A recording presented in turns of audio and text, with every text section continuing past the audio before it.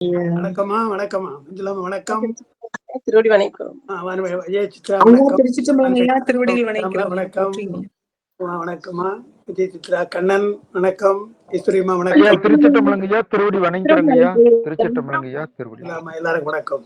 திருச்சிட்டம்பலம் வணங்கிறோம் ஐயா. ஆரம்பிக்கலாம். எந்நாளுடைய சிவனே போற்றி, எந்நாட்டவர்க்கும் இறைவா போற்றி, அண்ணாமலைய மண்ணா போற்றி, கண்ணார் முதற்கடலே போற்றி, ஏகம்பத்துரை எந்தாய் போற்றி, பாகம் பெண்ணுருவானாய் போற்றி, காவாய் கனகத்திரளே போற்றி, கைலை மலையானே போற்றி போற்றி. எல்லாம் வல்ல எங்கள் ஏகம்பப் பெருமானுடைய திருவடிகளை நான் மனமணிமைகளால் வணங்கிக் கொள்கின்றேன். என் அன்பிற்கும் மதிப்பிற்குரிய மாணவச் செல்வர் ரமணாயா அவர்களே, அந்த பெருந்தகையாளருடைய மாணவச் செல்வங்களாக விளங்கி சைவத் திருமுறைகளையும் சித்தாந்தத்தையும் அடியேன் மூலம் திருவிளையாடல் புராணத்தையும் ஆர்வத்தோடு கேட்டு வருகின்ற சிவனேயச் செல்வர்களே, உங்கள் அனைவருக்குடைய மனங்கரைந்த வணக்கம். முன்னைய தவம் இருந்தால் ஒழிய இது போன்ற திருமுறைகளையும் சித்தாந்த சாத்திரங்களையும் முறையாக கேட்பதற்கு வாய்ப்பு கிடையாது. இதெல்லாம் முன்னை தவம் என்றுதான் நாம சொல்லணும். ஞானசம்பந்த பெருமான் திருவலஞ்சோடியில பாடுற பாட்டு ரொம்ப அருமையான பாட்டு. என்ன புண்ணியம் செய்தனை நெஞ்சமே, இருங்கடல் வையத்துள் முன்னை நீ புரி நல்வினை என்றார். அவர் தவம் செய்தவர், அவர் நல்வினை என்றார். ஏன்னா அங்க பிறந்தார் இல்லையா, பிறப்பு என்பது நல்வினையால் வருவது. அதனால் என்ன புண்ணியம் செய்தனை நெஞ்சமே, இருங்கடல் வையத்துள் முன்னை நீ புரி நல்வினை பயன். அந்த நல்வினுடைய பயன்தான் இன்று வலஞ்சொழிவாணனை வாயார பண்ணி ஆதரித்து ஏற்றியும் பாடியும் வழிபடுவதனால் என்ன புண்ணியம் செய்தாய் என்று பாடுற. அதுபோல முன்னே செய்த வினை, முன்னே செய்த தவம், அதுதான் நம்முடைய பெருமானிடத்தை நம்மை கொண்டு சேர்த்திருக்கிறது. சிவஞான சித்தியார்ல மானிடராக பிறப்பதே ஒரு அரிது. முதல்ல அது ஆண்டத்து 5 ஆடும் அரண்மனைக்காகத்தான் இந்த மானிட பிறப்பை தருகிறான். அந்த மானிட பிறப்பு எங்கொண்டா இருக்கலாம் இல்லையா. அதாவது நான்மறை பயிலா நாட்டில் விரவுதல் ஒழிந்துன்ற, நான்மறைகள் எல்லாம் சொல்லாத வேறு நாடுகள் எத்தனை நாடு இருக்கு உலகத்துல, அந்த நாட்டிலாம் நாம் பிறக்காமல் நான்மறை பயில்கின்ற நாட்டிலே பிறந்திருக்கிறோம். அப்புறம் இந்த நாட்டிலே பிறந்தாலும் தமிழ்நாட்டிலே பிறந்தாலும் வேறு சமயங்கள் பரசமயங்களே போயிருக்கலாம் இல்லையா. வேறு சமயங்களே போகாமல் சைவத்திலே இருக்கிறோம் இல்லையா. இதெல்லாம் சொல்லி மாளாதுன்ற, இதெல்லாம் ரொம்ப அருமையான விஷயங்கள்ன்ற. அதே போல முற்செய்த தவத்தினால் நாம் சைவமாம் ஊழ் பெறுகிறோம். தமிழ்நாட்டிலே இருந்து சைவமாம் ஊழ் பெறுகிறோம். சைவ சமயத்திலே பிறந்தவர்கள்லாம் கூட இதெல்லாம் கேட்கிறாங்களா, கொள்றாங்களா? ஏதோ அவங்க சைவம்னு சொல்றாங்க, ஏதோ வழிபாடு செய்யறாங்க, அவ்வளவுதான். ஆனால் அருளாளர்கள் காட்டிய வழியிலே அவர்கள் உபதேசித்த அந்த அருள்மொழிகளை நாம் சிந்திக்கிறோம் அல்லவா. இது முன் செய் புண்ணியம் என்றுதான் சொல்லணும். அதனால் திருவிளையாடல் புராணத்தை நாம் திருவாசகத்தோடு சிந்திக்கின்றோம். பாலவூரடிகளுடைய உபதேச படலத்தை நாம் பார்த்து வருகிறோம். திருவாசகத்தில் கீர்த்தி திரகவல்ல தனக்கு அருள் புரிந்த பெருமான் திருப்பெருந்துறை பெருமானை பற்றி அவர் பாடுகிறார். அந்த பகுதியெல்லாம் நமக்கு தெரியும். அதையெல்லாம் வைத்துக்கொண்டு இப்பொழுது முதல்ல பரஞ்சோதி முனிவர் திருவிளையாடல் புராணத்துல அவர் உபதேசித்தது என்று முதல்ல அதை சொல்லுகிறார். நாம 27 பாடல் நாம பார்த்திருக்கோம். 28வது பாட்டு நம்ம இன்றைக்கு பார்க்கிறோம். 27வது பாட்டுல போன முறை நான் சொல்ல மறந்தது, மற்ற இவர் வழிபடும் முன் மாறி நடமாடும் வெற்றி விடையார் இவர் வினைத்தொகையின் ஒப்பும் பற்றிய இருட்டு மலமு பக்குவம் நோக்கா உற்று அடிமை கொண்டு பணி கொண்டவர்களே உண்ணா என்றால் எண்ணினார். மதுரையிலிருந்து திருப்பெருந்துறைக்கு குதிரை வாங்க புறப்படுகிறார். அவருடைய மனம் ரொம்ப வேதனையா இருக்கு. இப்படி ஒரு அரசியலில் ஈடுபடுகிறோமே, படைபலம் பெருக்குவதற்காக குதிரைகள் வாங்க செல்கிறோமே, இந்த உலகியல்ல இப்படி இருக்கிறோமே, எப்பொழுது பெருமானை என்னை விடப்போகிறேன் என்று மனசுல எண்ணுகிறார். அவருடைய இருவரை ஒப்பு, ஆணவ மலத்தினுடைய பரிபாகம் எல்லாம் வந்து பெருமானுக்கு தெரிகிறது. இருவினை ஒப்பு வந்ததாலும் இருட்டு மலமாக இருக்கின்ற ஆணவ மலம் நீங்கி பக்குவம் பெற்றதாலும் பெருமான் உடனே அவரை ஆட்கொள்ள வேண்டும் என்று எண்ணுதான் அந்த குருந்த மரத்தின் கீழே இருக்கிறார். அதுல பெருமானை சொல்ற மாறி நடமாடும் வெற்றி விடையவன்னு வார்த்தை போடுறார். அது மதுரையிலே கால் மாறி ஆடுகிறான் என்பது நமக்கு தெரியும். இப்ப என்ன செய்ய போறான் பெருமான்? அமைச்சர் பதவியிலே இருந்த மாணிக்க வாசகரை ஆட்கொண்டு அடியாரா மாத்த போறான். மாறி நடமாட போகிறான். ஒரு வகையிலே முதல்ல அமைச்சராக அவர் இருக்கிறார். அது உலகியல்ல. பக்குவம் பெற்ற பின்னாலே அவர் அடியாரா மாற போறார். மாதவூர் அடிகள் மாற போறார். எனவே மாறி ஆடுகிறான் என்றால் வாழ்க்கையை மாற்றி அமைக்கிறான். பெருமானை நீங்கள் மனமாற எண்ணினால் நம் வாழ்க்கையில சில மாற்றங்கள் ஏற்படும். நல்ல மாற்றங்களா இருக்கும்.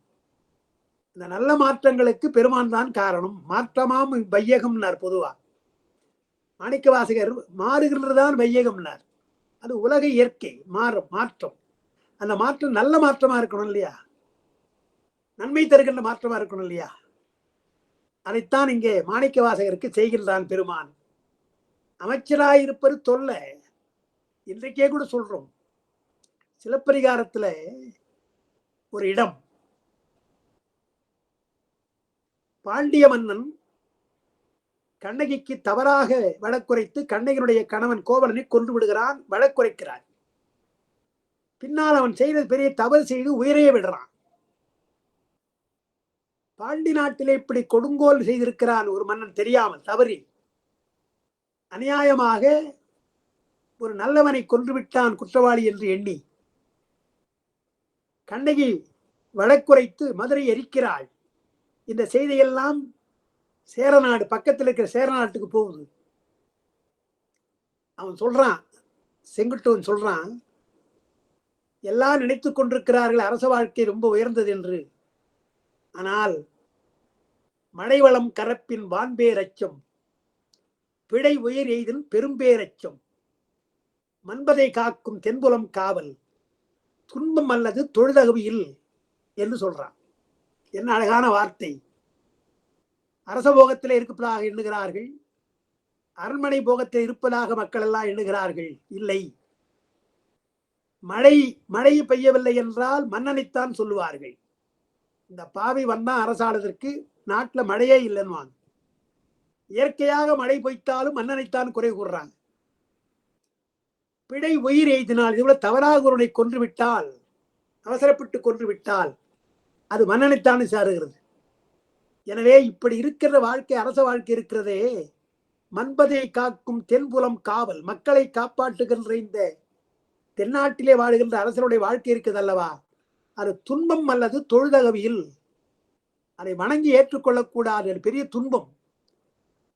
அந்த வாழ்க்கைக்கே போகக்கூடாது என்று ஒரு சேரன் செங்குட்டுவன் சொல்றான்.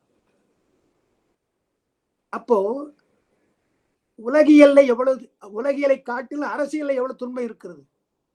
மாணிக்க வாசகரை மனசு புறா ஒரு பெருமான் மேல இருக்கிறது. அப்ப அந்த அமைச்சராக இருப்பது எவ்வளவு கஷ்டப்படுறார். எப்படா பெருமான் நம்மை விட போகிறான் என்றுதானே எண்ணுகிறார். அதனால திருப்பெருந்துறைக்கு போகிற பொழுது பெருமான் முடிவு செய்கிறான். எனவே மாறி ஆடுகின்றார். மற்ற இவர் வழிபடும் முன், திருப்பெருந்துறைக்கு புறப்படுவதற்கு முன்னாலே, மாணிக்கவாசகர் புறப்படுவதற்கு முன்னாலே, வாதவூர் புறப்படுவதற்கு முன்னாலே மாறி நடமாடுகிறான் என்றால் கால் மாறி ஆடுகின்ற இடம் மதுரை. அதுபோல் இப்பொழுது வழியை மாற்றப் போகிறார் பெருமான். அமைச்சராக இருக்கின்றவரை அடியவராக மாற்றப் போகிறார் என்று ஒரு செய்தி. இதையே நான் சொல்ல எண்ணினேன். போன வகுப்புல சொல்ல முடியும், ஞாபகம் இல்லை எனக்கு. இன்னொன்று சொல்ல எண்ணினேன். மதுரை கலம்பகம் குமரகுருபரர் ரொம்ப நயமாக பாடுவார், கற்பனையோடு பாடுவார். மதுரை கலம்பகத்துல ஒரு பாட்டு, அது என்னன்னா, மதுரை பெருமானை ஒரு பெண் விரும்புகிறாள். அது இலக்கணத்துல ஒரு மானிட பெண் கடவுளை நயப்பதாக பாடலாம், கற்பனையா பாடலாம். உண்மையாக பாடுவது, உண்மையாக கணவனாக அடைய வேண்டும் என்று சொல்லக்கூடாது. அது சைவ மரபல்ல. வைஷ்ணவத்தில் வேண்டுமானால் ஆண்டாள் திருவரங்க பெருமானை கணவனாக வரித்தால் பெருமான் ஏற்றுக்கொண்டான். அது வைணவ முறை. ராவணா இது முக்கியமா உங்களுக்கு சொல்லியிருப்பார். திருவம்பாவை படிக்கிற பொழுது இதான் அப்பா பெருசா எழுதியிருக்கிறார். வைணவ முறையில் அதெல்லாம் இருக்கிறது. சைவத்தில் அப்படி கிடையாது. நாயகன் நாயகி பாவம் இருக்கலாம். பெருமானை தலைவராகவும் தன்னை நாயகியாகவும் பாவித்துக் கொண்டு பாடலாம். அது பாவனை தான், உண்மை கிடையாது. அதுபோல இலக்கியங்கள்ல கலம்பகம் போன்ற சிற்றிலக்கியங்கள்ல அப்படி கற்பனை செய்து பாடலாம். ஒரு தலைவி மதுரை பெருமானை விரும்புகிறாளாம். ஆனா மதுரை பெருமான் உடனே அருள் புரியல. அதாவது அவருடைய காதலை ஏற்றுக்கல. அப்படி வருந்தி பாடுவதாக ஒரு பாட்டு இருக்குது. அவளை வளர்த்த செவிலித்தாய், என்னுடைய பெண் இப்படி துன்பப்படுகிறாளே, இது பெருமானுக்கு தெரியாதா? அவனையே எண்ணி உருகுகின்றாள். அவன் மேலே காதல் கொண்டிருக்கிறாளே, இந்த காதலை ஏற்றுக்கொள்ளக்கூடாதா என்று வளர்த்த தாய், செவிலித்தாய் பாடுவதாக ஒரு பாட்டு இருக்குது. முழு பாட்டு வேணும்னா ஒரு பாதி பாட்டு சொல்றேன். தேனராத சிலைக்கரும்பு கொலைக்கரும்பு ஒரு வேம்பெனும், தேம்புயத்து அணி வேம்பினை கரை தீங்கரும்பு எனும், இவ்வண்ணம் மானராத மழைக்கண்ணங்கையும் மாறியாடத் தொடங்குமால், மாறியாடும் நின் வல்லவம் தொட வந்த பேருக்கும் வருங்குறோன்ற. என்ன அழகான பாட்டு! என்ன சொல்றா? காதல்ல ஈடுபடுகின்ற ஒரு பெண்ணுக்கு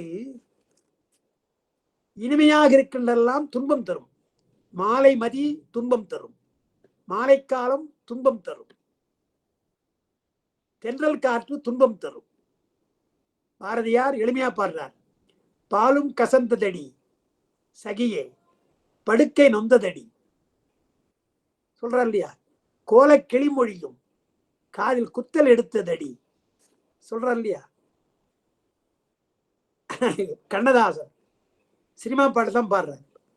பால் இருக்கும் பழம் இருக்கும் பசி இருக்காது, பஞ்சனையெல்லாம் இருக்கும் காற்று வரும் ஆனால் தூக்கம் வராதுன்னு பாடுறார் இல்லையா? அப்போ காதல்ல ஈடுபடுகின்ற ஒரு பெண்ணுக்கு இதெல்லாம் துன்பம், இன்பமா இருப்பதெல்லாம் துன்பம். அத சொல்றாங்க தலைவி செவிலி தாய் சொல்றா, வளர்ப்பு தாய் சொல்றா. என்ன சொல்றா?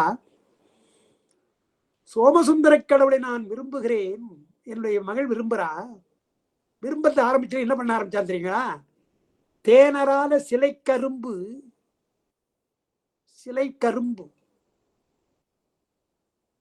கரும்பு சுவையானது இல்லையா? அந்த சிலை கரும்பு கொலை கரும்பு ஒரு வேம்பெனும். அது கொலை கரும்பு வேம்புன்னாரு. வேப்பங்காயா கசக்குதுன்னா. எப்படி பாலும் கசந்ததடி சகியே படுக்கை நொந்ததடின்னு பாடினாரோ பாரதியார், அதுபோல சுவையாக இருக்கின்ற கரும்பை கொடுத்தா அது வேப்பங்காய் கசக்குதுன்ற. தேம்புயத்தணி வேம்பு, பாண்டியனுடைய அடையாள மாலை வேம்பு. வேப்ப மாலை தான் பெருமான் சூடிக்கொண்டிருக்கிறான் சவுந்தர பாண்டியனாக. வேம்பு தேம்புயம் என்றால் தோளிலே அணிந்து கொண்டிருக்கிற வேம்பினை கனி தீங்கரும்பு என்னும். அவன் அணிந்திருக்கிற வேம்பு இருக்கு இல்லையா, அது கரும்பு. கரும்பை கொடுத்தா வேப்பங்காயின்னு சொல்றான். வேப்பம் மாலை இருக்கு இல்லையா, அதை கரும்புன்றாலே மாறிதானே சொல்றா. கரும்பை வேம்பென்றும் வேம்பை கரும்பென்றும் சொல்றாளேன்னு சொல்லிட்டு, மானராத மழைக்கண் நங்கை, மான் போன்ற கண் உடையவள், அந்த நங்கையும் மாறியாடத் தொடங்குமால். கரும்பு வேம்பா இருக்கிறது, வேம்பு கரும்பா இருக்குது, மாறியாடுகிறாள். ஒன்றை தவறா மாத்தி மாற்றி சொல்றாளே. ஏன் என்றால், மாறியாடும் நின் வல்லவம் தொட வந்தவேற்கும் வருங்களோ. நீ கால்மாறி ஆடுற இல்லையா, கால்மாறி ஆடுகின்ற உன்னை வழிபடுகின்றவர்களுக்கு கூட அதே மாதிரி மாறி ஆட வந்துருமோ, மாறி ஆடுவார்களோ. கரும்பை வேம்பென்று வேம்பை கரும்பென்று சொல்லி மாறி ஆடுகிறார்கள் அல்லவா என்று மாறி ஆடுகின்ற அந்த செய்தியை, புராண செய்தியை இலக்கியங்கள்ல மாறியாடும் வல்லவம் என்னை தொட வந்தவேற்கும் வருங்களோ என்று குமரகுரு பாடுறார். அதனால மாரியாடுறதுக்காக அன்னைக்கு சொல்லணும்னு நினைச்சேன், எனக்கு அந்த நினைவில்லை. அடுத்து இன்றைக்கு 28வது பாட்டு. சந்தமரை தீண்டறிய தங்கருணையால் ஓர் அந்தணர் குல குறவன் ஆகி அடி நீங்கா மைந்தர் பலர் தம்மோடு பெருந்துறையில் வந்தோர் கொந்தலர் நெருங்கிய குறுந்தடி இருந்தார். குருந்த மரத்தின் கீழே இருக்கிறார்கள். சந்தமரை தீண்டறிய தம் கருணை. சந்தமரை என்றால் வேதத்துக்கு ஒரு சந்தம் உண்டு. காயத்ரி, அனுஷ்டுப், இன்னொரு உஷ்கரணின்னு ஒண்ணு உண்டு. இதெல்லாம் நிறைய சந்தங்கள் உண்டு. 7-8 சந்தம் சொல்றாங்க. அதுல சந்தமரை தீண்டறிய தம் கருணையார். மறைகள் எல்லாம் சந்தசினாலே, இசையினாலே, பொருளினாலே, சொல்லினாலே அடைய முடியாத பெருமான். தீண்டறிய அவன் தம் கருணையால் அந்தணர் குலக்குறவனாக, அந்தணர் குலத்திலே இருந்து வருகின்ற ஞான குருவாக வருகிறான். அடிநீங்கா மைந்தர் பலர் கூடவே வராங்க. அவனோடு கூட அடியவர்கள் எல்லாம் கூட வருகிறார்கள். அது திருப்பெருந்துறையில் இருக்கின்ற அடியவளா இருக்கலாம், பெருமானே சிவகணங்களை அடியாரா மாற்றி கொஞ்சம் கொண்டாந்துருக்கலாம் கூடவே, இல்லையா? இந்த கூட்டத்துல பேச போற பொழுது சில பேர் 10-15 பேர் கூடவே கூட்டு வருவான். சில பேர் கை தட்டுறதுக்காக கூட்டு வருவான். அதே போல பெருமான் குருந்த மரத்தில் தனியா உட்கார முடியாது இல்லையா? அதுக்காக சில சிவகணங்களை எல்லாம் அடியாரா மாற்றி கொஞ்சம் கொண்டு வருகிறான் என்று நாம் பார்க்கிறோம். அந்த அடியாளா இருக்கலாம், அல்லது திருப்பெருந்துறையில் இருக்கிற அடியாளாம் இருக்கலாம். அவங்களாம் இருக்கிறாங்களாங்க. நீங்கா மைந்தர் பலர் தம்மோடு பெருந்துறையில் வந்தோர், திருப்பெருந்துறை வந்திருக்கு, வந்து ஓர் கொந்தலர் நெருங்கிய குறுந்தடி, குருந்த மரத்தின் கீழே இருக்கிறார் என்று பார்க்கிறோம். பெருமக்களே, இந்த இடத்துல நான் உங்களுக்கு சொன்னேன் இல்லையா, அதை பக்கத்துல சும்மா குறிச்சு வச்சுங்க. கீர்த்தித்திரவல்ல சொல்லுகிற பொழுது குருந்த மரத்தின் கீழே ஏற்கனவே திருவெண்காட்டிலே ஒரு அடியாருக்கு இதுபோல் ஞானோபதேசம் செய்திருக்கிறார் என்பதையும் பார்க்கிறோம். அவரே சொல்றார், மாணிக்க வாசகரே சொல்றார், விருந்தினனாகி வெண்காடதனில் குருந்தின் கீழ் அன்று இருந்த கொள்கை. வெண்காடு, திருவெண்காட்டிலே அப்படி ஒன்று நடந்திருக்கிறது என்பதை குறிப்பாக சொல்லுகிறார். அதனால இந்த பக்கத்துல உங்க புத்தகம் இருந்தால் அல்ல குறிப்பெடுக்கிற பொழுது இந்த பாட்டுக்கு பக்கத்துல குறுந்தடியில் இருக்கிறார் இல்லையா, இது திருப்பெருந்துறை. திருவெண்காடு, திருவெண்காட்டிலே அதே போல குருந்த மரத்துக்கு கீழே இருப்பதை கீர்த்தி திரகவல் காட்டுகிறது. எனவே திருவெண்காடும் பக்கத்துல போட்டுங்க. அதுலேயும் குருந்த மரத்தின் கீழே இருக்கின்றான் பெருமான் என்று. ஏற்கனவே அதுபோல் மாணிக்க வாசகரை போல அடியார்கள் இருந்திருக்காங்க அந்த காலத்துல, நமக்கு தெரியல. அவங்கெல்லாம் அவளெல்லாம் பெருமான் அருள் பெற்றவர்கள் சென்றவர்கள். இவங்கெல்லாம் அருள் பெற்று இங்கே பாடுகிறார்கள். அதான் அவங்களுக்கு ஒன்று வித்தியாசம். அருள் பெற்ற உடனே அவர்களே போயிடுறாங்க. பெருமானத்தை போறவங்க எத்தனை பேர் போயிருக்கிறாங்க. ஆனால் நான் பெற்ற இன்பம் பெற வேண்டும், மற்றவர்கள் எல்லாரும் இன்புற்று இருக்க வேண்டும் என்றெல்லாம் சிலர் நினைக்கிறாங்க இல்லையா. அதுபோல மாணிக்க வாசகரை என்ன செய்தார், இணங்கத்தன் அடியார் கூட்டம், சீரடியார் கூட்டம் வைத்தான் பாடுறார். அதுபோல் நமக்கெல்லாம் சீரடியாராக மாணிக்க வாசக பெருமானை விட்டு சென்றிருக்கிறார் அல்லவா. அதனாலே இது திருப்பெருந்துறையிலே குருந்த மரத்தின் கீழே பெருமான் இருக்கின்றான். திருவெண்காட்டிலே அதுபோல குருந்த மரத்தின் கீழே இருந்தான் என்பதும் நம்ம பார்க்கின்றோம்.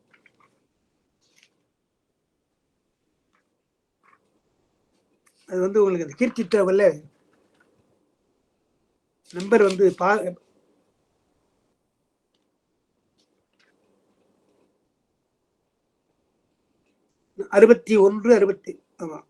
61 விருந்தினனாகி வெண்காடதனில் குருந்தின் கீழ் அன்று இருந்த கொள்கை 60வது 61வது 2 அடி வரும். சரி, இருக்கட்டும். ஆனா குறுந்தடியில் இருக்கின்றார். இவரே பாடுகிறார், அருபரத்து ஒருவன் அவனையில் வந்து குருபரனாகி அவருடைய பெருமை. எப்படி இருக்கிறார்? அருபரத்து ஒருவன், பரத்திலே இருக்கிற பெருமான் அவனைக்கு வந்திருக்கிறான், நிலத்திற்கு வந்திருக்கிறான். குருபரனாகி, குருபரன் என்றால் குரு, பரன் என்றால் மேலானவன், மேலான குரு என்றால் ஞான குரு. இந்த குருபரன் என்பதைத்தான் முதல்லயே சொல்றார், குருமணி என்றார். கோகழி ஆண்ட குருமணி, மாணிக்கம் என்று சொல்றார். இங்க மேலானவன் குருபரன். முருகப்பெருமானை குமர குருபரன் என்று நாம சொல்றோம். குமர குரு அவன். பெருமான் பரம், எனவே குருபரன்.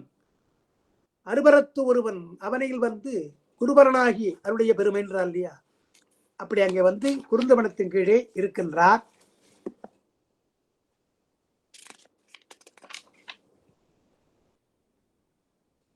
அடிநீங்கா மைந்தர்னு ஒரு வார்த்தை போடுறார் இந்த பாட்டுல. சிவனிடையே சிந்திக்கும் திருப்பெருக சிவஞானம் போல பெருமாளுடைய திருவடியே எண்ணிக்கொண்டிருத்தல், அது எவ்வளவு பெரிய தவம்! எந்த நேரத்திலும் பெருமாளுடைய மனசுல பெருமானையே நினைத்துக் கொண்டிருப்பார், அவருடைய திருவடியே நினைத்தல். வழுக்கி வீழினும் பெருமானை நான் வழுக்கி வீழ்ந்தாலும் கூட வேறொன்று அறியேன் பராபரம் என்றார் இல்லையா? வேறொன்று தெரியாது எனக்கு, உன் திருப்பெயர் அல்லால் வேறொன்று எனக்கு தெரியாது என்றார் இல்லையா? அதுபோல் மனசுல எப்பொழுதுமே பெருமானை எண்ணிக்கொண்டிருப்பவர்கள் அவங்க அடிநீங்கா மைந்தர், மாணாக்கர்கள். பெருமானுடைய உபதேசத்தை கேட்கின்ற மாணாக்கர்கள் பலர் தம்மோடு வந்தார், பலரோடு வருகின்றார். இவர் எப்படி வரார்? பொருங்கடல் அநீகமோடு போய்ப்புறவெடுத்த இருங்கடம் அளப்பில கடந்து எழுபிறப்பாம் கருங்கடல் கடக்க வருவார், கருணை வெள்ள பெருங்கடல் நிறைந்து உரை பெருந்துரை அடைந்தார். அநீகம் என்றால் சேனைகள், படை, படைப்பிருக்கும். அநீகம் வடமொழி சொல்லுது. பொருங்கடல் அநீகம் என்றால் கரையோடு மோதுகின்ற கடல் போன்ற சேனைகள். அலையினாலே கரையை மோதுகின்ற கடல் இருக்கு இல்லையா, அது போன்ற சேனைகளா, படைகள்.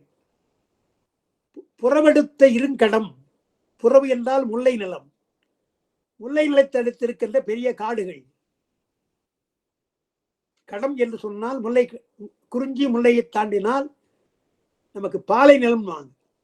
கோடை காலத்திலே குறிஞ்சியும் முல்லையும், முல்லையும் குறிஞ்சியும் உறமையில் தெரிந்தால் அது பாலை என்பதோர் படிவம் கொள்ளும் என்று சிலப்பதிகாரத்தில் வருது. முல்லையும் குறிஞ்சியும் முறைமையில் தெரிந்து பாலை என்பதோர் படிவம். அதுபோல முல்லைக்களம், முல்லையை பாண்டி நாட்டிலிருந்து வருகிறார். அங்கே மலை இருக்குது, இல்லாமல் கொஞ்சம் இருக்கிறது, முல்லை நிலம் இருக்கிறது. அதெல்லாம் தாண்டி பெரிய காடுகள்லாம் கடைந்து பின்னாலே அழைப்பில கடந்தார், போய் புறவெடுத்த இரும் கடம்னு சொல்ற, கடம்னா காடுன்னு அர்த்தம். இருங்கடம் அழைப்பில கடந்தார்.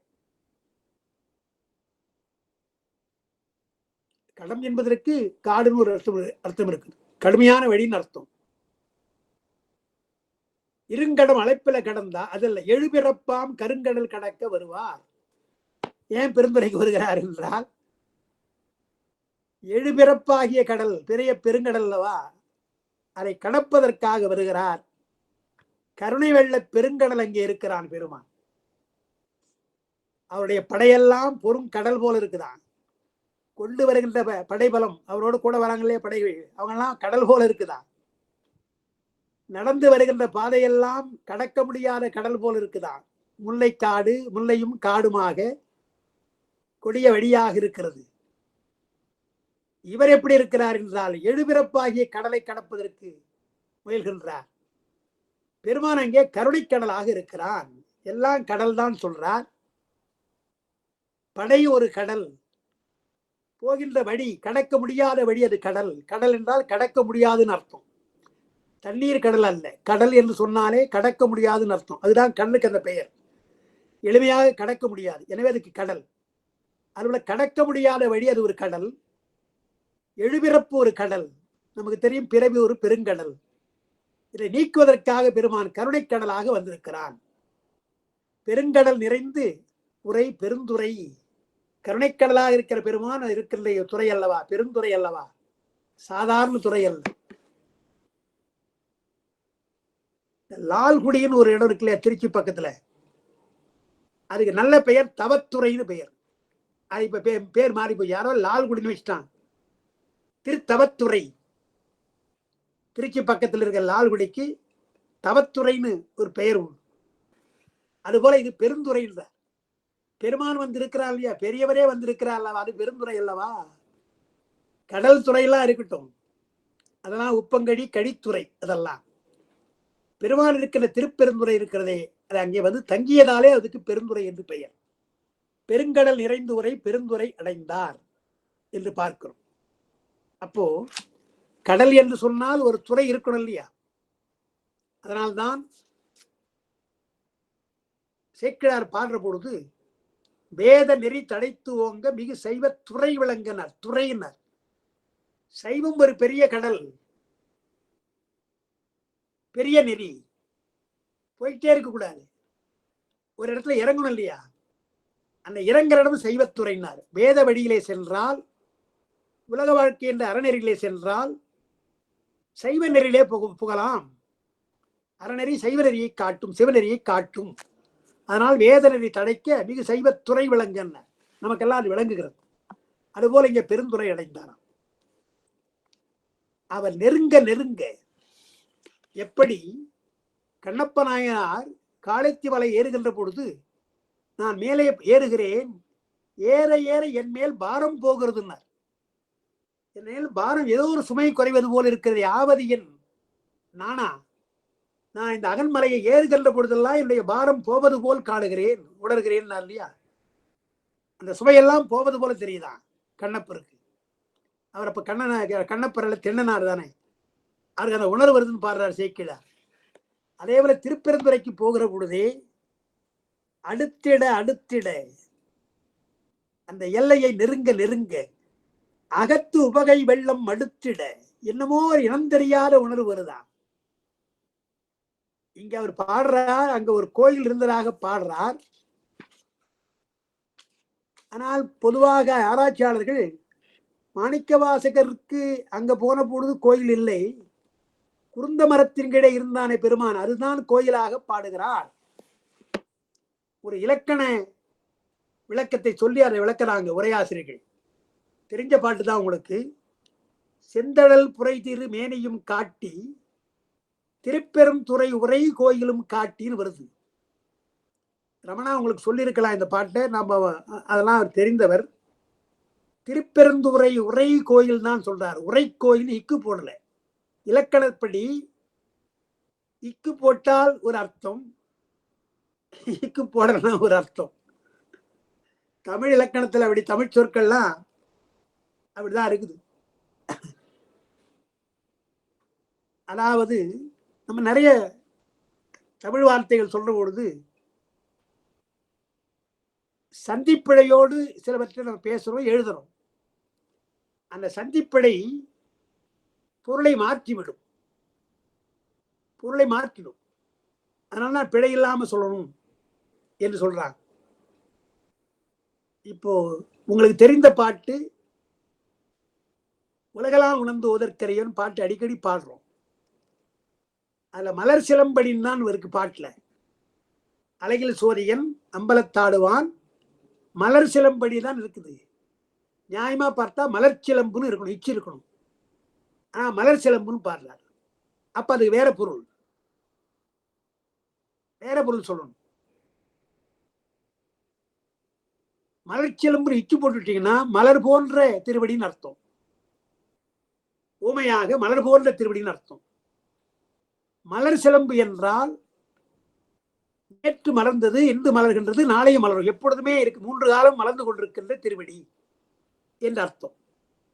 அதனால அந்த மலர்ந்து கொண்டிருக்கின்ற திருவடிக்கும் மலர் போன்ற திருவடிக்கும் வேறுபாடு இருக்கிறது. அதுதான் அந்த இலக்கணம் சொல்வாங்க, சிலவற்றை சொல்வாங்க. இருந்தாலும் அது இலக்கணங்கள் ரொம்ப அதுக்குள்ள போக வேண்டாம். அந்த மாதிரி இங்கே வருகிறார். அங்கே கோயில் இருந்ததாக சொல்லலை உரையாசிரியர்கள்லாம். குருந்த மரத்தின் கீழே இருந்தார் அல்லவா, அதுதான் கோயில், அதைத்தான் பின்னால கோயிலா கற்றார் என்று சொல்லுகிறார்கள்.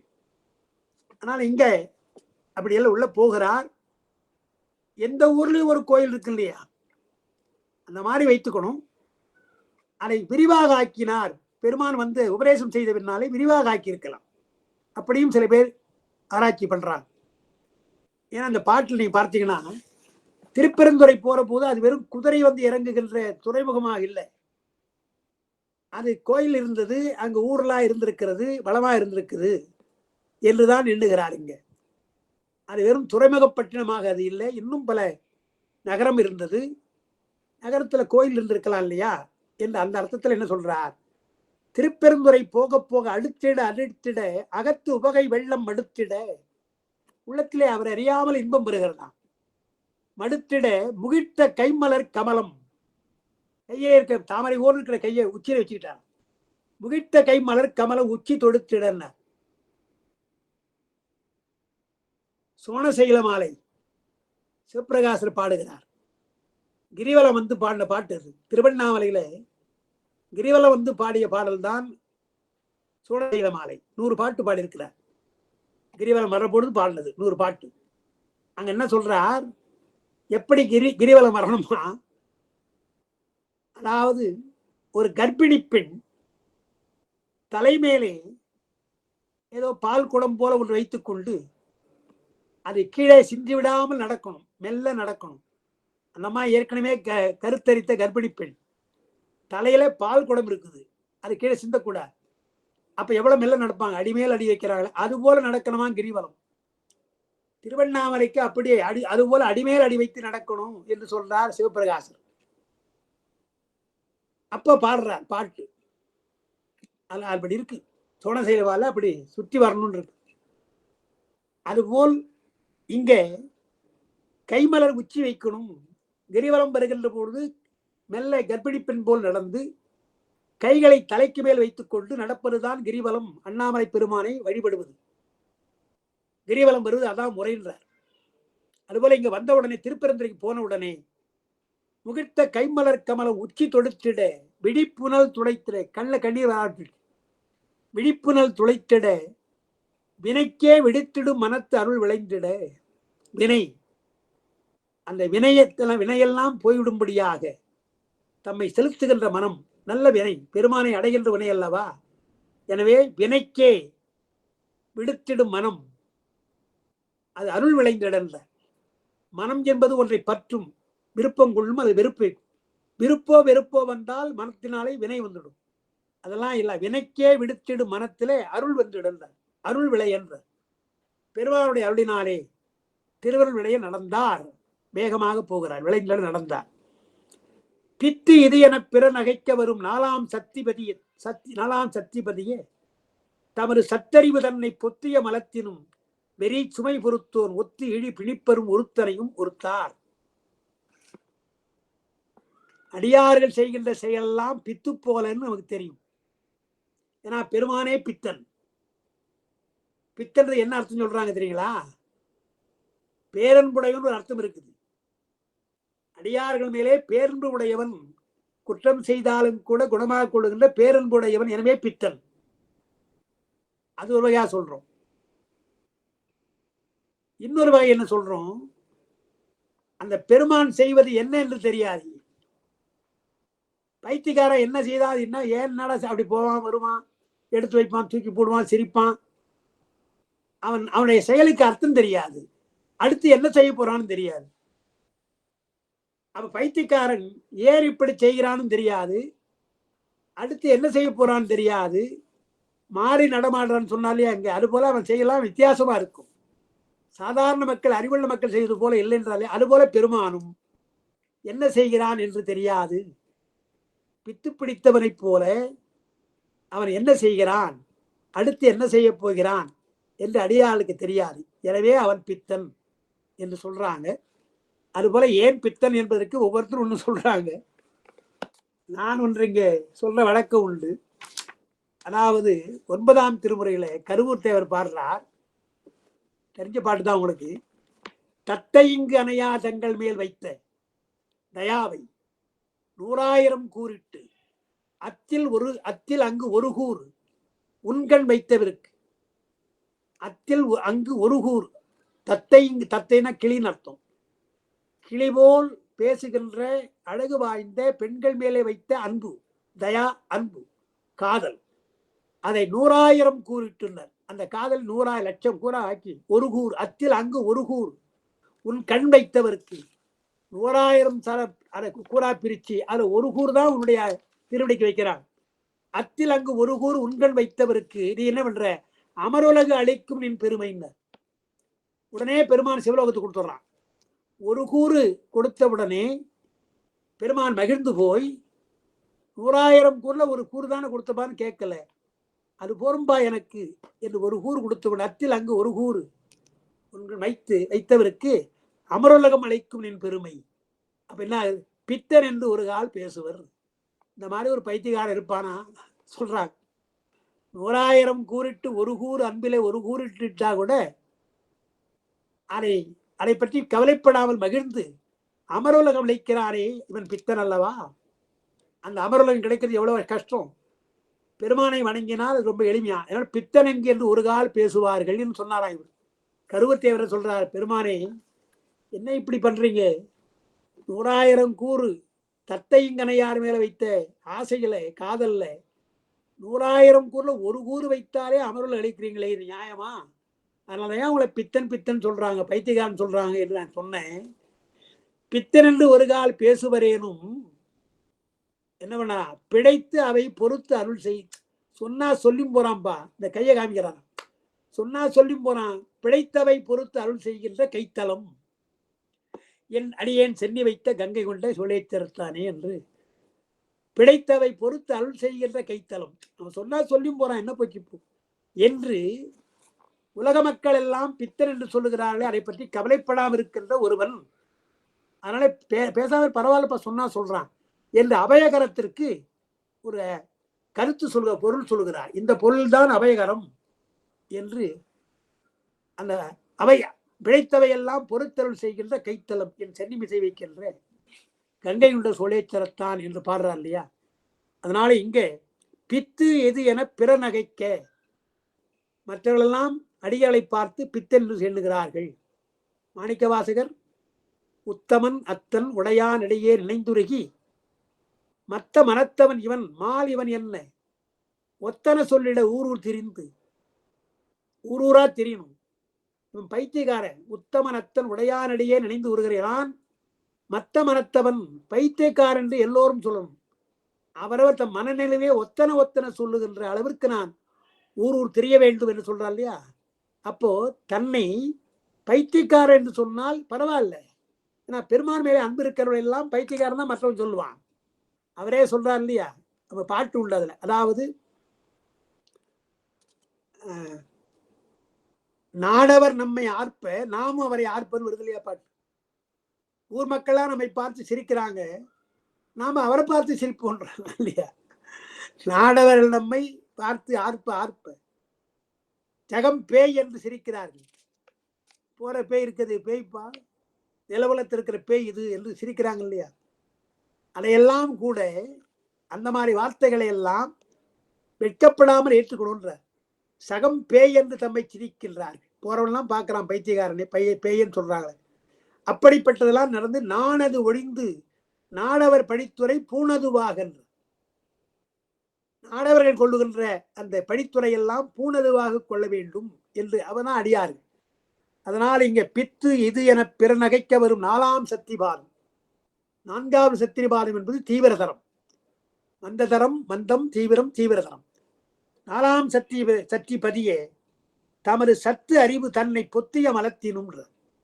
அதாவது உண்மை அறிவு. உண்மை அறிவு எது மறைக்கிறது என்றால் மலம் மறைக்கிறது. பொத்திய மலம் என்றால் மறைக்கின்ற மலம். சத்தறிவு தன்னை பொத்திய மலத்திலே அதை வெறுவினார், அதை அஞ்சி சுமந்தார், அதை சுமையாக வைத்தார். முதல் சுமையாக பொறுத்தார். வெறி சுமையாக பொறுத்தார் என்றால் வேண்டத்தகாத சுமை அது, தேவையில்லாத சுமை எனக்கல்லவா அது என்றுதான் ஆணவ மலத்தோடு தெரிந்தேன். இப்பொழுது ஒத்து இழி பிடிப்புறும் உறுத்தல். ஒருவேளை அந்த ஆணவம் நீங்கினால், அந்த சுமை நீங்கினால் எப்படி இன்பம் வருமோ அதுபோல் இப்பொழுது மாணிக்க வாசகருக்கு இன்பம் வந்தது. பெருந்துரை வருகின்ற பொழுதெல்லாம் சுமை தாங்கியது போல, ஆணவ மலத்தை தாங்கியது போல வந்தார். நெருங்க நெருங்க அந்த ஆணவலம் நீங்கியது போல அவர் உணர்கிறார் என்று பார்க்கிறோம். எனவே சத்திரிபாதம் என்பது 4 வகைப்படும் நமக்கு தெரியும். மந்ததரம் மந்தம் தீவிரம் தீவிரதரம். இந்த 4 சத்திரிபாதத்துக்கு நான் அன்னைக்கு சொல்லியிருக்கிறேன். விரையில் தீயில் நண்பாலில் படும் நெய் போல் மறைய நின்றுடன் மாமணி சோதியான் என்று சொல்லுகின்ற அந்த உதாரணம் அப்பர் பெருமான் சொல்ற விறகு பால் நெய் 2 சொல்ற. பாலில் இருக்கிற நெய். விறகு என்பது ஈர விறகு காய்ந்த விறகு. ஈர விறகு மந்ததரம், காய்ந்த விறகு மந்தம். பாலில் நெய் தீவிரம், தயிரில் நெய் தீவிரதரம் என்று அப்படி மறைய நின்றுள்ளார் மாமணி சோதியான் என்று சொன்னார் இல்லையா? அதுபோல இங்க மந்ததரம் மந்தம் தீவிரம் தீவிரதம் என்று சொல்லி அது தீவிரதரம் எது என்றால் தைலதாரை போல எண்ணெயை ஊத்துனா இடைவிடாமல் ஒழியதில்லை, அப்படியே ஒழுகுதில்லை. அது போல பெருமான் மேலே இடையராது அன்பு செலுத்த வேண்டும். சிவஞான முனிவர் நாவுக்கரசு பெருமானுக்கு பாடுகிற பாட்டுல சேக்கிடார் என்ன சொன்னாரோ அதை அப்படியே நினைவு கொண்டு பாடுறார். சேக்கிடார் அப்பர் பெருமானை பார்க்கிற பொழுது ஞானசம்பந்தரை தரிசிக்க செல்கிறார். அப்பர் திருவதியிலிருந்து ஞானசம்பந்தரை தரிசிக்க சீர்காழிக்கு வருகிறார். அவர் எப்படிப்பட்டவராக வருகிறார் என்றால் சிந்தை இடையரா அன்பும் திருமேனி தன்னில் அசைவும் கந்தை மிகையாம் கருத்தும் கை உழவாரப்படையும் வந்திழி பொழி கண்ணீர் என்று கண்ணீர் வார வருகிறார். முழங்கால் அளவுதான் ஆடை. கந்தை என்றால் முழங்கால் அளவு கந்தை. கந்தலாடை வேறு, கந்தையாடை வேறு. அது வித்தியாசம் உங்களுக்கு தெரியும் நினைக்கிறேன். கந்தையாடை என்றால் முழங்கால், துறவிகள் முழங்கால் முட்டி அளவு கட்டுறாங்க இல்லையா, அது கந்தையாடை. கந்தலாடை என்றால் கிழிசல் ஆடை. அதனால்தான் பழமொழி என்ன சொன்னாங்க, கந்தையாயினும் கசக்கி கட்டுனா. கந்தை தான், துறவிதான் நீ, அழுக்கா கட்டாது. துறவியா இருந்தாலும் கூட நாள்தோறும் குளிக்கணும். புறந்தூய்மை நீராளமையும் என்று துறவிகளுக்கு நீராட சொல்லுகிறார் திருவள்ளுவர். அதனால அவர் சமணர் அல்ல, தைரியமா சொல்லலாம். சமணர்கள் தினமும் குளிக்க மாட்டாங்க. எனவே புறந்தூய்மை நீராளமையும் என்று சொல்வது துறவிகளுக்கு சொல்லுகிறார். அதேபோல கந்தையாயினும் கசக்கி கட்டு என்றால் கந்தை என்பது முழங்கால் ஆடை துறவிகளுக்கு. துறவிகள் நாள்தோறும் தூய்மையா இருக்கணும் அல்லவா, குளித்து விட்டு நீராடி ஆடையெல்லாம் தோய்த்து கட்டணும் என்று நமக்கெல்லாம் விதி விதிக்கிறார். துறவிகளுக்கு அந்த விதி உண்டு. அதுபோல சிந்தை இடையரா அன்பு அப்பருக்கு. அந்த சிந்தை இடையராத அன்பு என்ன, தைலதாரை போல பெருமானை எண்ணுவது. அதை அப்படியே வைத்து பாடுகிறார் சிவஞான முனிவர்கள் காஞ்சி புராணத்துல. இடையரா பேரன்பும் மழைவாரும் இணைவிடியும் உடவாரத்தின் படையரா திருக்கரமும் என்று பாடுகிறார். சேக்கிடார் என்ன பாடினாரோ அதே காட்சியை துதியாக தோத்திரமாக வைத்து சொல்கிறான் பார்க்கும். அதுபோல இங்கே சுமையை தாங்கிக் கொண்டு வந்தார் மலம் நீங்கி, இப்பொழுது தீவிரதரம் சத்திரிவாதம் பதிவதாலே அந்த சுமை நீங்கியதாக உணர்கின்றார். கண்ணப்பர் சொன்னதுதான் இங்கே மேற்கோள் காட்டியிருக்கிறாங்க. ஆவது என்னையா நடக்குது எனக்கு, இதனை கண்டு இங்கு அனைதொரும் காலைத்து மலை மேலே போறேன், எனக்கு என்ன ஆச்சு தெரியலையே. ஆவது இங்கு என் அனைவதொரும், இங்கு ஆவது இதனை கண்டுன்னா காலத்தி மலையை கண்டு, காலத்தி உச்சி தேவர் அங்கு குடும்பித்தேவர் அந்த உச்சியை பார்க்கின்ற பொழுது அதனை கண்டு இங்கு அனைதொரும் அங்கே போகிறேன். இங்கு அனைதொரும் என் மேல் பாரம் போவது ஒன்று உள்ளது போலும். என் மேல் பாரம் போவதுன்னு சொன்னார் இல்லையா கண்ணப்பர். அதுபோல இங்கே மாணிக்க வாசகருக்கு பாரம் போவது போல போகிறார். நெருப்பிலிடு வெண்ணெய் என நெஞ்சுருக என்னை உருக்கும் இதனால் என்னை ஒழித்த மல ஆற்றல் கருக்கும் அவனாகிய என்னை ஆள் கருணை வெள்ளம் இருக்கும் இடனே இது என எண்ணி நகர்புக்கார். இங்கே வந்தவுடனே நெருப்பில் இடுகின்ற வெண்ணெய் போல என்னுடைய நெஞ்சம் உருகுகிறது. அந்த நெருப்பில இட்ட வெண்ணெய் என்பதுதான் சத்தினிவாதம். நெருப்பில வெண்ணெய் விட்டா உடனே உருது இல்லையா, அது போல அந்த தீவிரம் சொல்லலாம், அந்த தீவிரதரம் சொல்லலாம். அந்த சத்திரிவாதம் வருகிறதா. நெருப்பிலே வெண்ணெய் போல என்பது பெரும்பாலும் அதை தீவிரம் தான் சொல்றாங்க. வெண்ணெய் உருவதுன்னா தீவிரம்ன்றான். நெருப்பிலிடு வெண்ணெய் என நெஞ்சு உருக என்னை உருக்கும் இதனால் என்னுடைய உள்ளம் உருகுது. அதனால் என்னை ஒழித்த மல ஆற்றல், நான் யார் என்று தெரியாமல் என்னுடைய அறிவை மறைத்ததல்லவா ஆணவ மலம், அந்த ஆற்றல் கருக்கும் அவனாகின்றார்.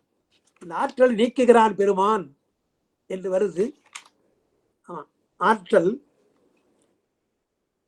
கருக்கும் அவனா நீக்கிறான், அந்த மல ஆற்றல் நீக்குகிறான். கருக்கும் அவனாகி என்னையாள் கருணை வெள்ளம் இருக்கும் இடம், என்னை ஆளுகின்ற கருணை வெள்ளனா கருணை பிரானா இருக்கின்றவன் இங்கேதான் இருக்கிறான் என்று எனக்கு உள்ளம் சொல்லுகிறது என்று எண்ணி நகர்புக்கார் திருப்பெருந்துறைக்கு வருகிறார். இருக்கும் இடம் இது என எண்ணி நகர்புக்கார். ஞானசம்பந்தர் பாடுகிற பொழுது நம்மை ஆளுகின்ற இடைமருது இதோன்னு பாடுறார். ஆளுகின்ற இடைமருது இதோ என்றால் என்ன அர்த்தம், நம்மை ஆளுவதற்காக இருக்கின்ற இடம் இதுதான் என்ற இடத்தை சொல்றார் இல்லையா. அதுபோல் என்னை ஆளுகின்ற மல ஆற்றலை நீக்கி என்னை ஆளுகின்ற இடம் இதுதான் என்று இடைமருது இதோன்றார். காயிலை அடைந்த கழுமுள் படை வளர்த்தார் கோயிலை அடைந்து குளிர்வான் புனல் குடைந்து வாயிலை அடைந்து உடல் மண்ணுற விழுந்து பேயிலை அடைந்தவரை மெய்ப்புகழ் வழுத்தான். இந்த பாட்டுல பரஞ்சோதி முனிவர் ரொம்ப ஜாக்கிரதையா பாடுறார். கோயில்னு பாடுறார். நாம கோயில்னு உடனே என்ன நினைச்சிடறோம், இப்ப இருக்கிற மாதிரி கல்தளி திருப்பெருந்தெருப்பு பானா கோயில் இருக்கு இல்லையா, அந்த மாதிரி கோயில் நினைக்கிறோம். அது அல்ல. பெருமான் இருக்கிற இடமெல்லாம் கோயில். பெருமான் எப்படி ராமாயணத்தை சொல்றாங்க இல்லையா, ராமன் இருக்கிற இடம்தான் சீதைக்கு அயோத்தின்னாங்க இல்லையா, அதே போல பெருமான் இருக்கிற இடமெல்லாம் கோயில். நம்மை பொறுத்த வரையில் எல்லா தலங்களும் கோயில், எல்லா இடமும் கோயில். ஒரு விஷயம் சொல்றேன். நக்கீரரை நெற்றிக்கண் காட்டினும் குற்றம் குற்றமே என்று சொன்ன நக்கீரரை தண்டித்து விட்டு புற்றாவரை குளத்திலே தள்ளுகிறார் பெருமான். இது மதுரையில் நடக்கிற செய்தி. நாம் படிக்க போறோம், நக்கீரன் படிக்க போறோம். பின்னாலே அவர் பிழை உணர்கின்றார். நக்கீரர் பிழை உணர்ந்து கைலாயத்திற்கு வா என்று சொல்லிட்டு போயிடுறார். மாணிக்கவாசகர் எப்படி தில்லைக்கு வான்னு சொன்னாரோ அது போல நக்கீரரை கைலாயத்திற்கு வான்னு சொல்லிட்டு போயிடுறார். உன்னுடைய குற்றம் தீர்ந்து விடும், கைலாயத்துக்கு வான்னு சொல்ற. என்னை எதிர்த்து பேசினா இல்லையா, நெற்றிக்கண் காட்டினும் குற்றம் குற்றம் பேசணும் இல்லையா, அந்த குற்றம் நீங்கும்னா கைலாயத்துக்கு வான்ட்டார். சரி, நக்கீரர் போகிறார். மதுரிலிருந்து இருந்து கைலாயத்துக்கு போகணும். அவருக்கு காலத்தி வருகிறார். தமிழ்நாட்டு எல்லை காலத்தி வருகிறார். காலத்தி வந்த பின்னாலே அவரால் கைலாயத்திற்கு அவரால் போக முடியவில்லை. புராணத்துல 2 வகையா சொல்றாங்க. கைலாய மலைக்கு வா என்று சொன்னவர் ஏறக்குறைய கேதாரம் வரை போயிட்டாராம்.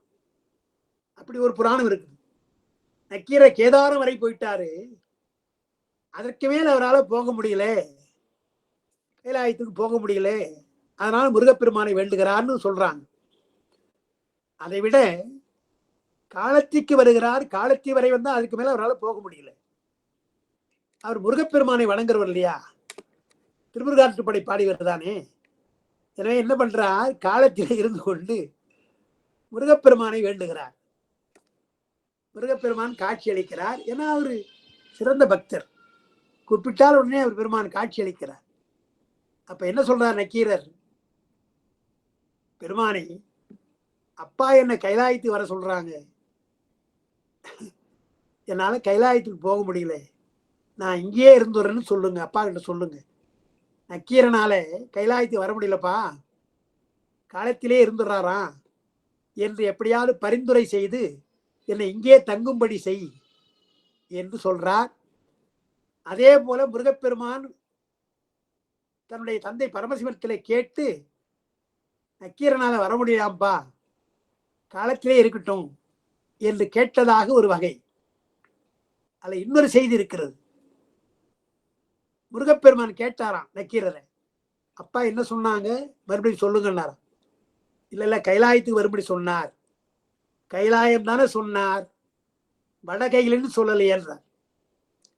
வடகையிலன்னு சொல்லல இல்லையா, அப்ப அதை குறிக்காது. பெருமான் இருக்கிற இடமெல்லாம் கைலை தான்.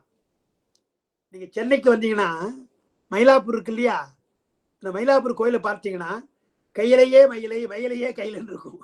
அங்க திருவையாறு ஒரு கைலை, காலத்தி நக்கீரர் அங்க தங்கியதால அது ஒரு கைலை, நமக்கு தென்கையிலை. ஆனா முருகப்பெருமான் என்ன சொன்னாராம், வடகைலைக்கு தானே வர வேணாம்னு சொன்னார். வர சொன்ன அப்படி சொல்லலை, வடகையிலும் சொல்லலையே, கையிலும் தானே சொன்னார். பெருமான் இருக்கிற இடமெல்லாம் கைலை தான், எனவே காலத்திலே இரு என்று அங்க சொல்லிட்டு நான் பார்த்துக்கிறேன் என்று அப்பா கிட்ட போய் சொல்றார்.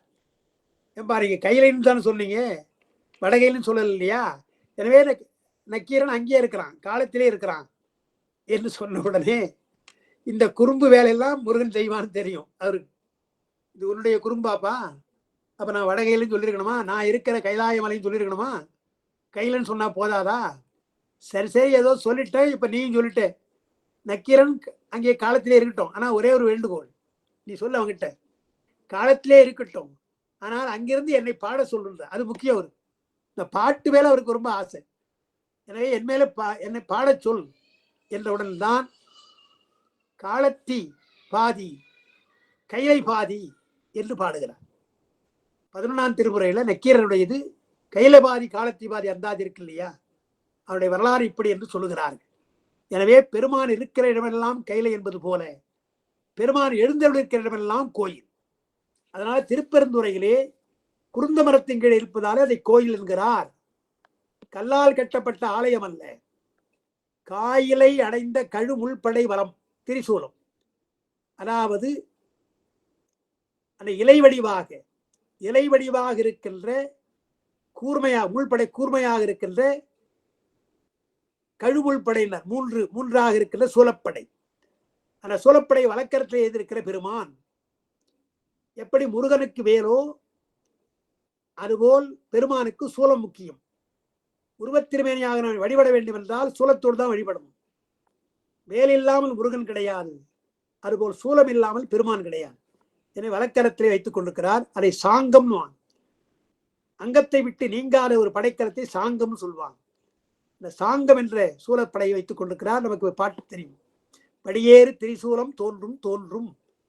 பெருமானை பூபணத்திலே பாடுகின்ற அப்பர் பெருமான் படியேறு திரிசூலம் தோன்றுகின்றது, அப்புறம் வளர்மதி மேல் இளமதியம் தோன்றும் பாடுறார். ஆனால் அப்படி வலப்பக்கத்திலே திரிசூலத்தை வைத்துக் கொண்டிருப்பது போல அப்படிப்பட்டவர் அங்க சூலம் இல்லை. அவர் ஞானகுரரா வந்திருக்கிறார். காயலை அடைந்த கழுமல் படை வைத்திருந்தார் இல்லையா, வலப்பக்கத்தை வைத்திருந்தாலே அவர் கோயிலை அடைந்தார். திரிசூலத்தை ஏந்துகின்ற பெருமான் தங்கி இருக்கிற இடத்தை குருந்த மரத்தின் கோயிலை அடைந்தார். குளிர் வான் புனல் அங்கே குளிர்ந்த நீரிலே நீராடினார். வாயிலை அடைந்து உடல் மண்ணுக்கு அப்படியே விழுந்தார். அவர் வருகின்ற இடத்திலே அப்படியே விழுந்து வணங்கினார். மண்ணுரை விழுந்து வேயிலை அடைந்தவரை மெய்ப்புகழ அழுத்தினார். வேயிலை வேயன்னா மூங்கில் அர்த்தம். திருநெல்வேலியிலே மூங்கில் தான், மூங்கிலே தோன்றினான் பெருமான் சொல்றது. திருநெல்வேலியிலே மூங்கிலே தோன்றிய பெருமான் அல்லவா. எனவே வேயிலை வேய் என்றால் மூங்கில் அர்த்தம். மூங்கிலே தோன்றிவிட அல்லவா பெருமான். அந்த பெருமானை மெய்யார புகழ்கின்றார், வாயார புகழ்ந்து அவரை வணங்குகின்றார். இப்ப திருப்பெருந்துறைக்கு வந்திருக்கிறார். அவருடைய இருக்கிற இடம் கோயில்.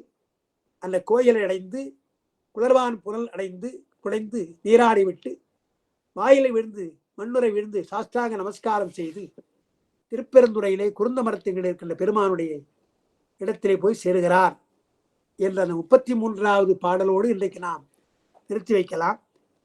நாளைக்கும் நம்ம இன்றைக்கு வியாழன், நாளைக்கு வெள்ளிக்கிழமை இருக்கு, நாளைக்கு நமக்கு வகுப்பு இருப்பதாலே இதை தொடர்ந்து நாம் நாளைக்கு சிந்திக்கலாம் என்று கூறி நான் இந்த அளவோடு இன்றைக்கு நிறைவு செய்கின்றேன். அன்பர்களுக்கு சந்தேகம் இருந்தால் கேட்கலாம், இல்லை என்றால் நாம் நிறைவு செய்யலாம்.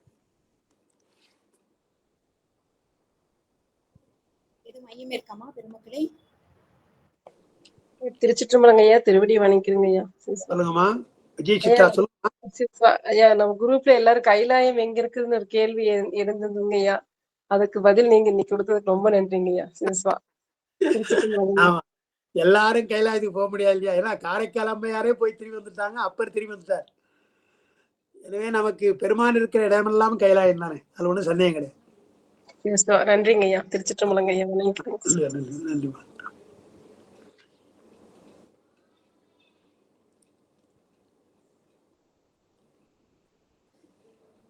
பதிகம் உண்டு இல்லைங்கய்யா, கைலாயநாதனையே காணலாமே அப்படின்னு. அதான் கட்சி பலதலையும் கைலாயநாதனையே காணலாம். எங்க எல்லாமே கைலாயம் தான் சொல்றாங்க இல்லையா, சொல்றாங்க.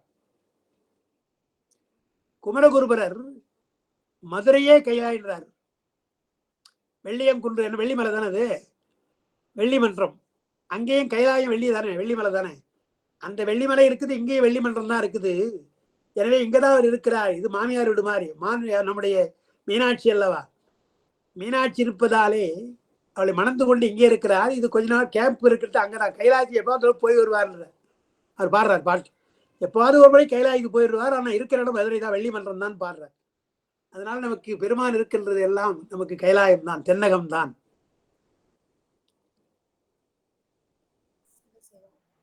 அப்புறம் இந்த மலைன்னு சொல்லும் போதுங்கய்யா, ஒவ்வொரு யுகத்துக்கு திருவண்ணாமலை திரேதாயுகத்துல ஒரு மாதிரி இருந்ததாகவும், அதே மாதிரி கைலாய மலையும் இப்போ வெள்ளை நிறத்துல இருக்கு, அதுக்கு முன்னாடி வேற நிறத்துல இருந்ததாங்க ஐயா.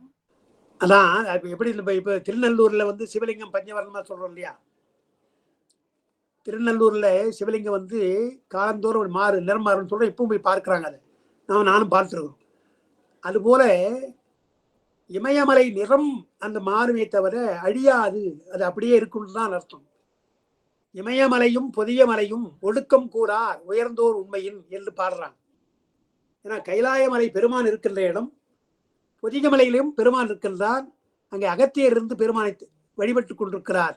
எனவே தென்னகத்தில் இருக்கிற பொதிகை மலையும் வடக்கே இருக்கிற கைலையும் இமயமும் ஒடுக்கம் கூறார்றாங்க. அதான் உண்மை.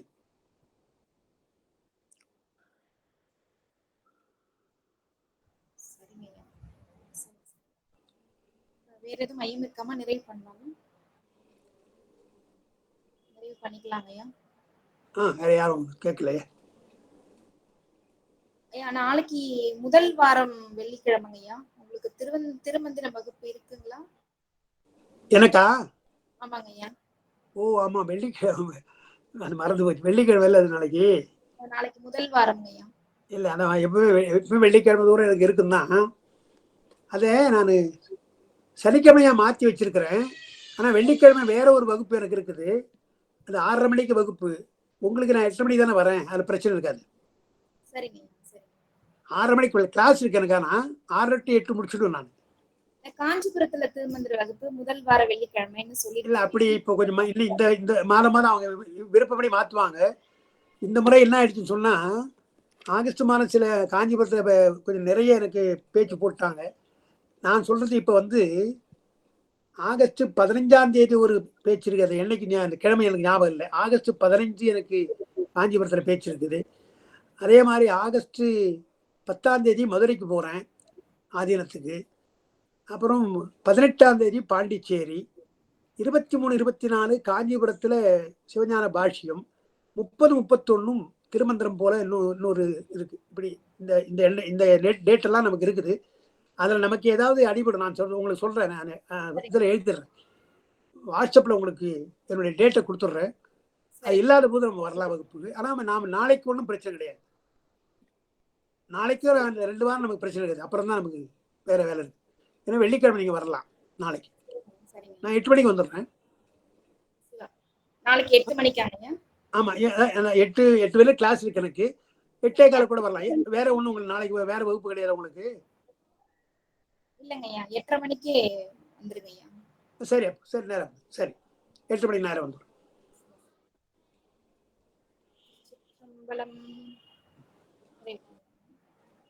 உலகெல்லாம் உணர்ந்து போதற்கு அறியவன் நிலவுலாவிய நீர்மலி வேணியன் அழகில் சோதியன் அம்பலத்து ஆடுவான் மலர் சிலம்படி வாழ்த்தி வணங்குவான். சிற்றம்பலம். ரொம்ப மகிழ்ச்சி. போற்றியா நண்பர்கள மகிழ்ச்சி. மஞ்சுளாமா வணக்கம், சியாமலாமா வணக்கம், விஜய், சித்ரா, சுனிதா, உமா, ஈஸ்வரி அம்மா, திருச்சிற்றம்பலங்கய்யா, திருவடிகள் போற்றி. திருச்சிற்றம்பலங்கய்யா, திருவடி வணங்கிக்கிறங்கய்யா. திருவடி வணங்கிக்கிறங்கம்மா. திருச்சிற்றம்பலங்கம்மா. திருச்சிற்றம்பலங்கய்யா. விஜயா, ராஜேஸ்வரி ஈஸ்வரிமா வணக்கம். எல்லாருக்கும் வணக்கம் ஐயா. வணக்கங்க ஐயா. வணக்கங்க. திருவடி வணங்கிக்கிறங்கய்யா. வணக்கம்மா. வணக்கம். வணக்கம். சரி, நான் வெளியே வணக்கம்மா, சந்திக்கலாம். வணக்கம் ஐயா. திருவடி வணங்கிக்கிறங்கய்யா. வணக்கம்மா. வணக்கம்மா. வணக்கம். வணக்கம். சுபாஷினி, ராஜேஸ்வரி.